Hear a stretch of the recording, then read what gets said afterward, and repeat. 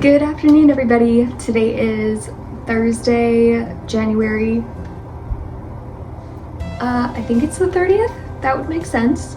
And in today's video, I'm going to be sharing a few of my experiences going back into my childhood and my teen years and my young adult years, because I wasn't diagnosed with any of my chronic conditions until I was in my 20s, but I had a lot of symptoms of my chronic illnesses in my childhood years and in my teen years and young adult years. And so I wanted to go back and kind of share how I somehow managed to mask all of these symptoms from my friends, my family, and even myself. Like, I just didn't actually think that I was that bad until everything came to a head in my young adult years. So we're going to start off in my childhood. So in my childhood, I struggled with a lot of stomach issues. I always had a stomach ache, and the only other thing that I can really think of was, I think I had a lot of foot pain, because as a kid I used to walk on the sides of my feet, like this side. So instead of walking flat, I would walk with my feet like this and walk on the sides here. And that's the only things that I can really think of. But otherwise, I was a very active kid. I loved sports. I did figure skating, bowling, soccer, baseball, you name it. I did so many sports as a kid. I loved sports. So that was kind of my childhood years. And kind of in the 4th grade, I struggled with anxiety, but also stomach problems. So it was hard to know what was anxiety and what was stomach issues. And so a lot of my symptoms were just blown off as anxiety. That's really all I can think of from my childhood years. But in that experience as a kid, I started learning how to mask my symptoms and mask how I was really truly feeling, whether that was sadness or sickness. I really started to just feel embarrassed about having those things, and so I started learning how to mask. And I really only started doing that once I got into middle school. I remember one time in the 5th grade, I was walking to our school office because I was going to call my mom to pick me up. I wasn't feeling good, and I literally walked past a friend or a teacher or something. They're like, "Hey Nikki, how are you?" And I was like, "Oh, I'm good," and continued to walk to the office to call home because I did not feel good. The answer was not good. But to me, having to dig into why I didn't feel good, I didn't want to do that. And so people just didn't need to know that I was anything other than good. My health really came to a head when I was 13. I did not yet have a period at 13. All of my friends did, but I did not. But I was so sick my entire age 13, 14, 15. The worst being at 13. I was nauseous 24/7. I missed so much school. I had bladder infections pretty much every other week. So I was at the doctor a lot for infections, for not feeling well. I missed a lot of school, and even when I would go to school, I was still trying to mask how I was actually doing. And so a lot of the time I'd go to school even though I wasn't feeling good. I would have my pockets full of pills just in case I needed them, and I was the only kid in class that was allowed to chew gum because my teacher knew that I was nauseous 24/7, and it was one of the only ways that I could stay in class is if I was chewing gum. So I was allowed to have pills on me. I was allowed to have gum, and I often tried to hide from my friends what I was truly feeling. And I remember one time I was feeling so bad, and I was just trying to distract myself from the fact that I felt so sick, and I would sit at my desk and I would just draw. And the only way that my friends knew that I wasn't feeling good was because I'm a really loud and outgoing person, and I would not talk at all because I was so nauseous that I couldn't say anything. And my friends would be like, "Are you okay?" And I'm like, "No, I'm not, but I'm still here, so I'm okay," basically. And I still somehow managed to be in a play in my 13th grade. I also, because of my nausea, I missed an entire unit in our exploratories class. We were doing dissections, and I was like, there is no way that I can do a dissection without vomiting. So I was I had a note from my mom for the teacher to excuse me from that class, but it really sucked because I had to sit in the back corner and listen to my classmates dissect while I read a book, and it was the worst. I just wish that he would have let me go to the library instead, because there was a very valid reason for why I was not doing that class. So that was kind of my early teen years. And then going through high school as well, I still struggled with that nausea. I also struggled a lot with lightheadedness and seeing spots. I thought it was normal to see spots and lightheadedness and be lightheaded all the time. And so it was to the point where I would walk close to the walls in my high school just in case I passed out. I wouldn't fall on somebody, I would just fall onto the wall instead, which in my mind made a lot of sense. So that was those years. And I also struggled a lot with symptoms after eating, but I just thought that everybody felt sick after they ate, and so I would just kind of like subtly either like grab my side and like try to like press my stomach a little bit so that it would relieve some pain and pressure. And I still always had pills in my pocket because I was still chronically nauseous, and I still missed like quite a bit of school, and I had a lot of fatigue because I was anemic. So that was kind of like my first like symptoms in my teen years. And when I did finally get my period, I think a lot of it did calm down. I wasn't someone who had like terrible cramps, even though now I have endometriosis. My period started off being like really perfect, and my friends were all jealous of me because I didn't know that I even had a period until I started bleeding. And they were all very jealous of that. But clearly it got worse as I got older. And so also in my teen years, I started to struggle a lot with joint pain, but I just attributed it to being a dancer because I started doing dance classes in my teens and I wanted to be really flexible. So I did a ton of stretching and overstretching because I was naturally very flexible. And I would stretch like every single day. I would do my splits and everything like that, and I would try to teach my friends how to do them, and I would show all of my friends like all of my tips and tricks and everything like that. And I did dance classes. I started off in a jazz class, and I only started doing dance when I was like almost 16, and I was the only one in that class who could do the splits, even though a lot of these girls had been dancing since they were like 4, and I was the only one who could do a split. So naturally I was very good at dance. I caught on very quickly, and I was also the most flexible in the class, but I also struggled with a lot of joint pain, so I started having to wear knee braces like pretty early on, but it never really affected like my gym class for some reason. I loved gym, I loved all of that stuff. I especially loved yoga. Like when we would do yoga sessions, my gym teacher would always call me out because she thought I was like showing off, but naturally for me that was the only way I felt a stretch, was to put myself in like very contorted poses that were a lot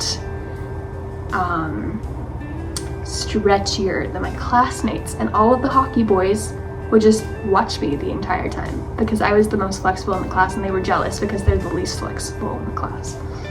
It was hilarious. I also think that I was already starting to struggle with POTS because when I was 13, I started having episodes of like near passing out, so pre-syncope, seeing spots. I thought it was normal to see spots all the time, and that was not normal. And I think I was probably wrestling with like the elevated heart rate, which is probably why I was lightheaded all the time, but I just didn't know. And in gym class, I had a pretty poor like exercise tolerance, but I always pushed myself anyways because I was competitive and loved gym class. But I especially noticed it when we would do health class and we had to do like workout sessions, like in a workout room. I always struggled. I did not have the same tolerance as my classmates. I could not really do chin-ups because my shoulders would like pop out of socket. And then there were also a few times where my ankle had dislocated in class during like soccer or basketball or something, and I would just keep like running on it until it popped back in. So nobody actually knew that happened, just me. So when I turned 18 is when my joint pain really became really bad and it started spreading to more and more joints. But it didn't stop me. I just kept taping my joints and using braces, and I would put like essential oils on my joints to try and ease the pain. And I still just thought it was normal to feel bloated all the time and nauseous and have stomach pain. And then it all came to an even bigger head in my college years. So in my college years, I was still that outgoing, loud, bubbly person who felt like she couldn't have any feelings other than happiness and feeling good. So I would hide a lot of my sickness from my roommates and from my classmates. I started to get really sick in my second year of college. Well, it started in my first year of college, but it really got bad in my second year of college, where I would have episodes in the morning of like diarrhea. I probably would be vomiting if I let myself, but I fought that really hard.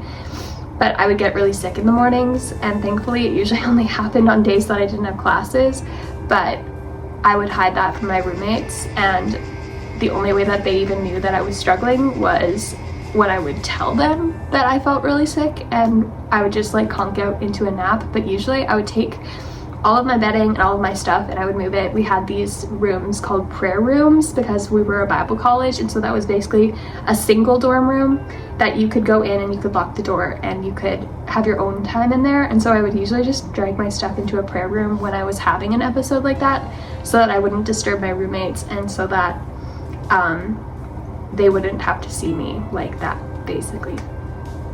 And I just thought it was okay to navigate life like that, but I was learning that I couldn't just force myself to be okay. I couldn't just mask my symptoms. It was getting to a point where it was too exhausting to mask, and I was too sick to cover it up anymore. My joints at this point, I had joint pain everywhere. I could not do sports, I couldn't do dance anymore, and I would go to bed every night and just lie awake and sometimes would just cry myself to sleep because my joints hurt so bad. And at this point I was really trying to figure out what was going on, and I had heard of Ehlers-Danlos syndrome in my college years, but I was like, oh well, I don't have it as bad as that person that I had seen on YouTube who had it, and so I just believed that there was no way that I could possibly have it. And I was wrong, clearly, and I started trying to figure out my joint pain. Everything was coming back normal. It wasn't rheumatoid arthritis. It wasn't an injury that they could see. And I really started digging into it because it was really affecting me.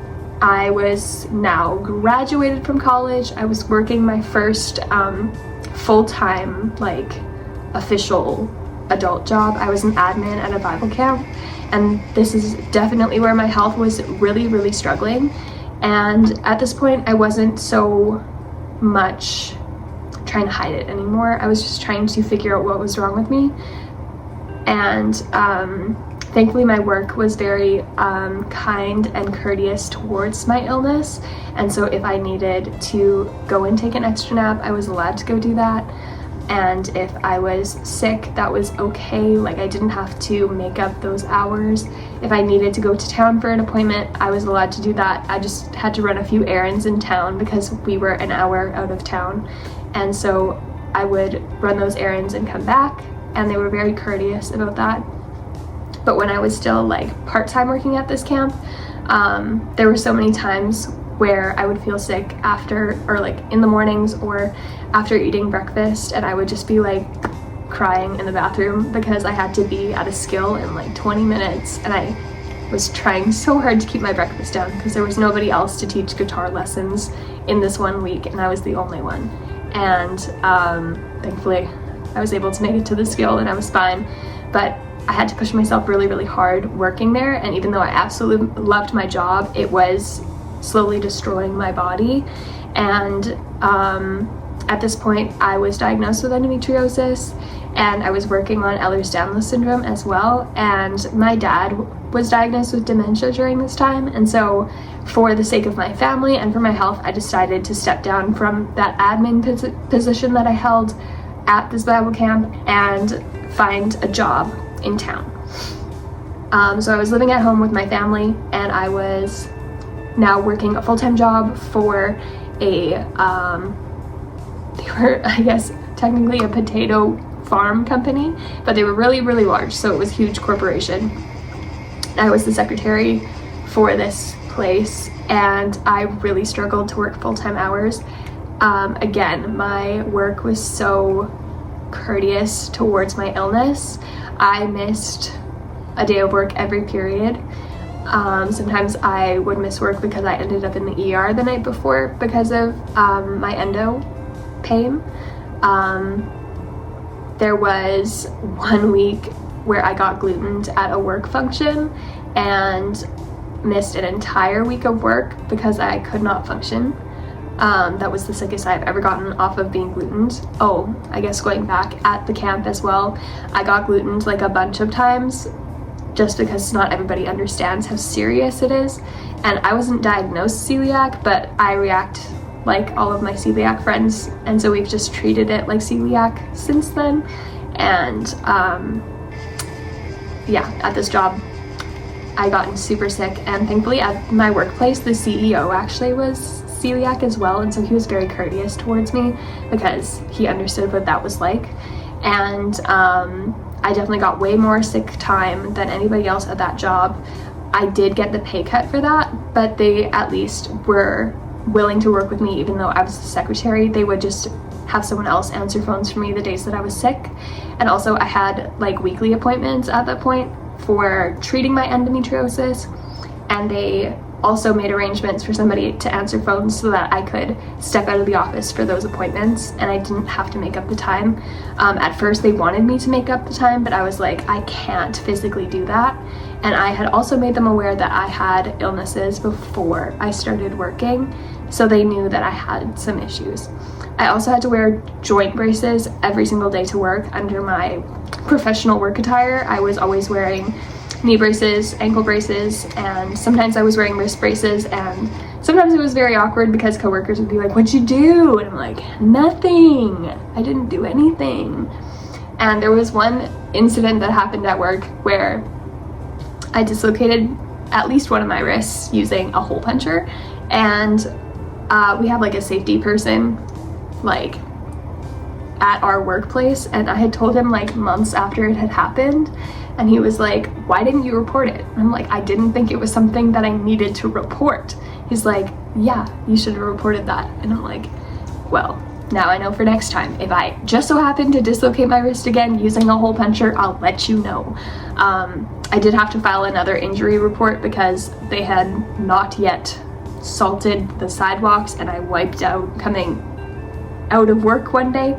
And for me that's really bad because my hips and my joints, like, they sublux, and so that happened too.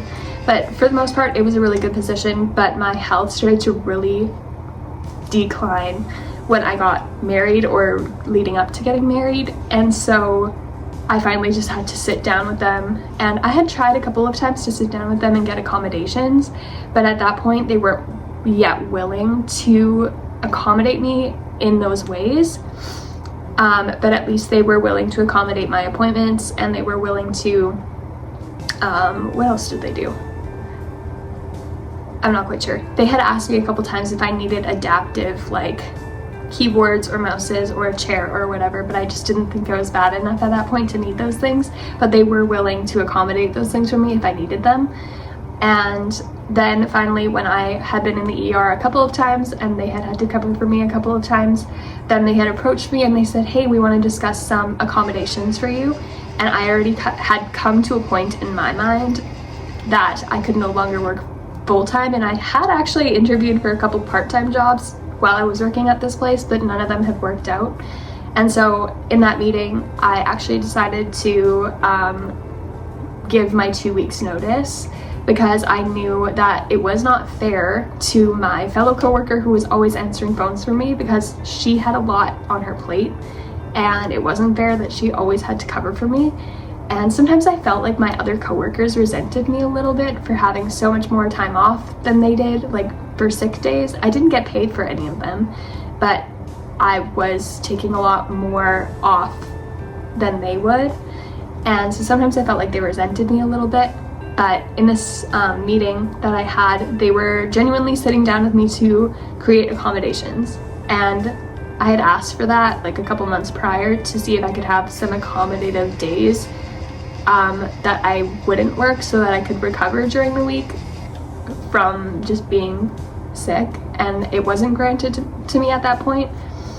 And I gave my 2 weeks notice, and they were genuinely surprised because they really enjoyed me as a worker. I worked really, really hard, and I pushed my body really, really hard, and I paid for it every single time, but they liked me in this position, and they told me if I ever wanted it back that they would, there would always be work for me in this company, and I was very grateful for that.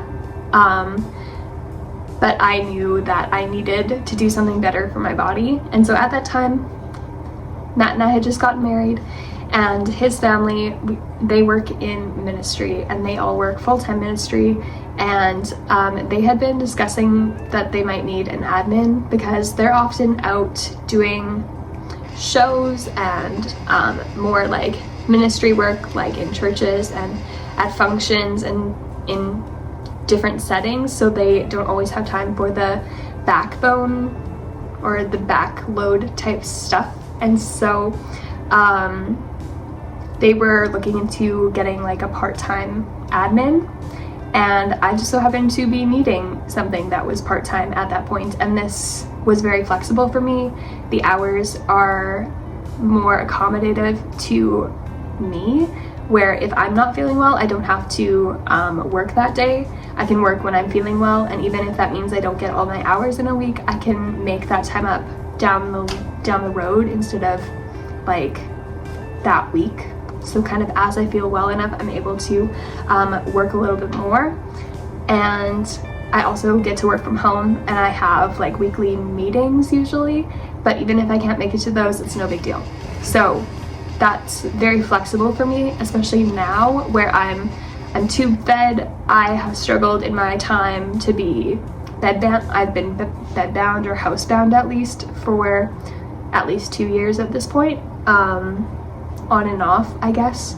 I missed out on a lot of things, and especially like over the last year, I've had to step back a lot from being a person who was like loud and outgoing and always involved in everything to someone who is like barely able to function. So there is like a huge gap there, and in that transition, it was really hard for people in my life to see me slipping because they didn't actually know that I was as sick as I was because I hid it for so long, and that kind of bit me in the butt a little bit because I think people sometimes struggled to believe me because it just kind of came out of nowhere. But for me, I had been dealing with this for years, and so it was hard for people to understand what I was going through. And that was my fault for not letting people in.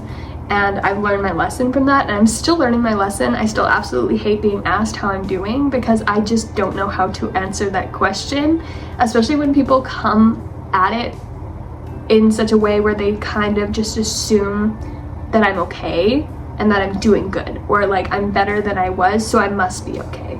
And I don't like when people approach me like that. Then all you're gonna get from me is I'm fine or I'm okay. Then I'm not gonna be truthful with you. But if you genuinely want to know how I'm doing, then please word it in such a way that I know that you actually care about that. That's kind of how I am. Otherwise, you're gonna get a very blank response from me. That's just how I am, and I'm working on it. And I'm also learning to ask for help when I need it, even though I really struggle to ask for help. Even when people have offered me help, I struggle to ask them because what if they didn't actually mean it? And so I'm learning that people do mean it, and when they offer something, it's because they mean it. And so something I'm learning as well. But I just wanted to share that experience because I know a lot of you either struggled with chronic illnesses starting in your childhood, and others of you, it just came out of nowhere. And I wanted to share this because chronic illness and disability can happen at any time in your life. And it can happen for just a season, or it can be like a permanent, life-changing, life-altering event. And it can be hard for the people in your life to understand what you're going through, especially if they haven't walked it themselves. And just like you're giving yourself grace, you need to give those people grace in your life. But I'm also blessed to have a very understanding and kind family who support me in my health and in my journey. And I know not everybody has that, so I'm very blessed by that. This probably seemed like a little bit of a rambly video, but I wanted to kind of share from beginning to end for myself. And yeah, if you have any questions, you're welcome to ask them down in the comments, or you can also you can ask them down below in the comments about like my journey of being chronically ill. If you have questions about working while being chronically ill, you can also put those down in the comments. Maybe I'll do a Q&A one day. And don't forget to give this video a like, and if you would like to join my journey, I would love to have you. You can do that by subscribing, and I post every single Thursday, so you can see me next week again, or you can go back. If you're new here, I've got lots of videos, and you can go back and watch me at any point in time. They're in my channel. Also, I'm launching my Valentine's Tubie sets. Look at this. Come on, focus. There you go. It's a really cute, like, florally pattern, and then I'm also wearing one right now. Ta-da! Focus. There's hair. I don't think it's gonna focus.